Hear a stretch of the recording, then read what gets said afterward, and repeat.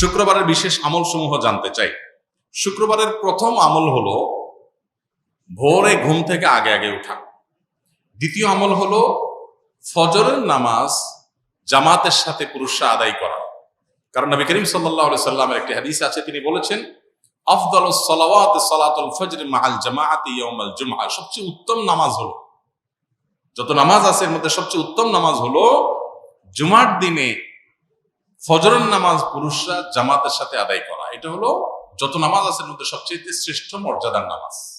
এর জন্য জুমার দিনের দ্বিতীয় আমল হলো ফজরের নামাজ জুমার দিন আপনার মহল্লার মসজিদে জামাতের সাথে পুরুষরা আদায় করা, মা বোনরা বাসায় আগে আগে আদায় করা।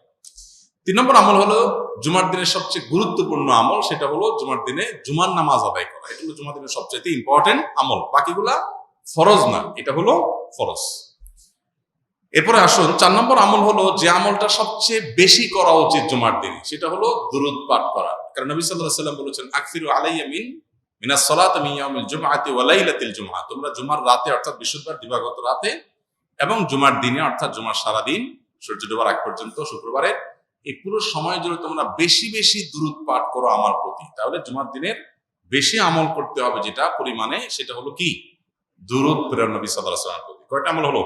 4টা। এর পাশাপাশি 5 নম্বর আমল হলো জুমার দিনে আপনি গোসল করবেন, পরিচ্ছন্ন হবেন সুন্দর করে। এরপর আরেকটা আমল হলো আপনি উত্তম পোশাক পরিধান করবেন। আরেকটা আমল হলো আপনি সুগন্ধি ব্যবহার করবেন। আরেকটা আমল হলো মিসওয়াক করা জুমার দিনে, এটা উত্তম। এবং আরেকটা আমল হলো জুমার দিন আগে আগে মসজিদে আসা। এটা হলো সবচেয়ে ফজিলতপূর্ণ আমল জুমার দিনের, এটাতে সব সবচেয়ে বেশি। জুমার দিন মসজিদে আগে আগে, যে যত আগে আসে তার মর্যাদা আল্লাহর কাছে তত বেশি থাকে।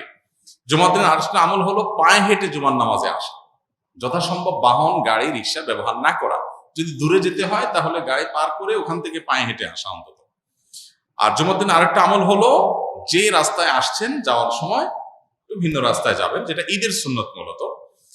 আর আরেকটা আমল হলো সূরা কাহাফ তেলাওয়াত করা। জুমার দিন শুক্রবারে যদি কেউ সূরা কাহাফ তেলাওয়াত করে, এটা কিয়ামতের দিন তার জন্য নূরের আলোর ভূমিকায় অবতীর্ণ হবে এবং দাজ্জালের ফিতনা থেকে আল্লাহ হেফাজত করবেন যারা সূরা কাহাফ তেলাওয়াত করবে। জুমার দিন আরেকটা আমল হলো সূর্য ডুবার আগে দোয়া করা। যে কোনো একটা সময় দোয়া কবুল হয়, তো বেশিরভাগ গবেষকদের মত হলো সেই সময়টা হলো আসরের পর থেকে নিয়ে সূর্য ডুবার আগ পর্যন্ত। এই টাইমটাতে দোয়াতে মাশগুল থাকা দরকার। যার যার জায়গায় আমরা আল্লাহর কাছে দোয়া মাশগুল হবো, দোয়া কবুল একটা গুরুত্বপূর্ণ সময়। আর অনেক আমল আছে, আল্লাহ আমাদের আমলের তৌফিক দান করুন।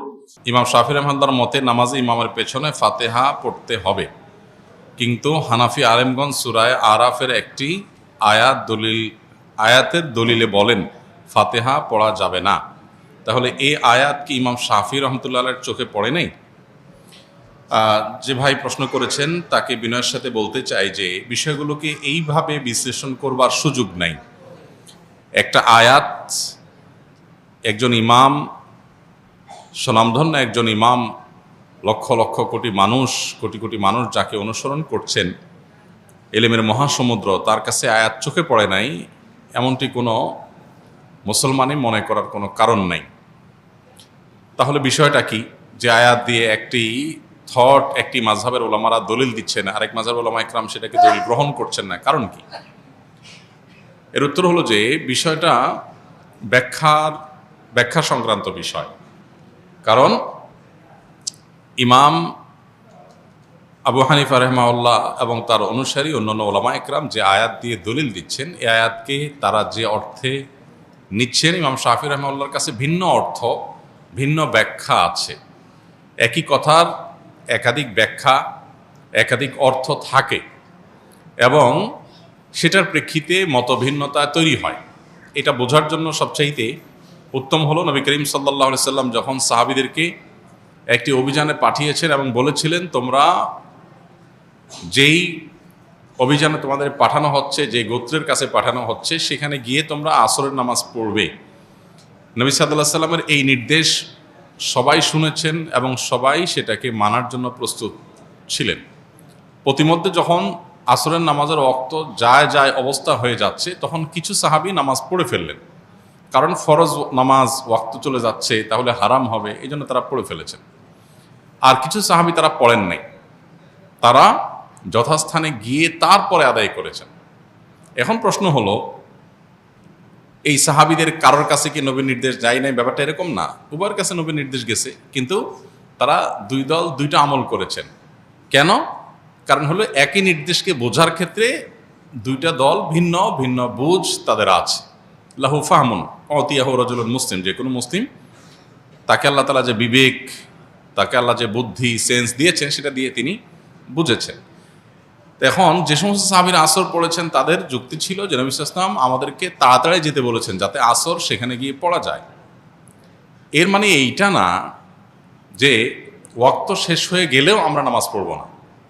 তো এই জন্য নবীজির নির্দেশের মানে হলো তাড়াতাড়ি যাওয়া, যেন আসর সেখানে যে পড়া যায়। ওয়াক্ত চলে গেলে আমাদেরকে নামাজটা আগে পড়তেই হবে, সেজন্য তারা নামাজ পড়ে ফেলেছেন। আর যারা নামাজ ওই জায়গায় গিয়ে পড়েছেন ওয়াক্ত শেষ হওয়ার পরে, তাদের বক্তব্য ছিল নবী সাল্লাল্লাহু আলাইহি ওয়াসাল্লাম আমাদেরকে বলেছেন সেখানে গিয়ে আসর পড়তে, অতএব আমি সেখানে গিয়ে আসর পড়ব। তার কাছে আল্লাহর পক্ষ থেকে ওহী আসে, অতএব ওয়াক্ত আছে কি গেছে সেটা আমার দেখার দরকার, নবীর নির্দেশ মানাটাই আমার কর্তব্য, আমি সেটা করেছি। দুইটাই আপন জায়গায় সঠিক। নবী সাল্লাল্লাহু আলাইহি ওয়াসাল্লাম এই সংবাদ শোনার পর দুই মতের উপর আমল করা কাউকেই তিনি ভৎসনা করেননি, তার মানে উভয়টাকে তিনি অ্যাকসেপ্ট করেছেন। তো কোরআন এবং হাদিসের ক্ষেত্রে মুজতাহিদ ইমামগণ যখন কোনো ইস্তিহাদ গবেষণা করে কোনো আয়াত থেকে, কোনো হাদিস থেকে কোনো মাসআলা উদ্ঘাটন করেন বিভিন্ন মূলনীতির আলোকে, তো সেটা একই আয়াত থেকে একাধিক ব্যাখ্যা, একাধিক অর্থ, একাধিক বিশ্লেষণ, একাধিক মর্ম, এটার ভিত্তিতে একাধিক মত সৃষ্টি হতে পারে। এক্ষেত্রে আমরা জিনিসগুলোকে এত সহজে কনক্লুশনে নিয়ে আসা, এত সহজে যোগ বিয়োগ করে ফেলাটা, এটা হলো আমাদের জ্ঞানের স্বল্পতার কারণে, কিংবা আমরা পুরো বিষয়টাকে ভালো করে না বোঝার কারণে। অতএব এই সমস্ত বিষয়কে কেন্দ্র করে সম্মানিত ইমামদের সম্পর্কে আমাদের কোনো অশ্রদ্ধা যেন না হয়, সেটা কোনো ইমামের প্রতিই না। এমনকি কারোর মতের উপরে আমরা আমল নাও করি, তারপরেও আমরা তার মতকে শ্রদ্ধা করতে হবে, কারণ তিনি তার এই মত প্রকাশ করতে গিয়ে যে ইস্তেহাদ করেছেন, এটার কারণে আল্লাহর কাছ থেকে তিনি সওয়াব পাবেন, বিনিময় পাবেন। তো আমি সমালোচনা করে গুনাহগার হওয়ার সুযোগ কোথা থেকে থাকে? আসুন্নাহ ফাউন্ডেশন, উম্মার স্বার্থে সুন্নাহর সাথে।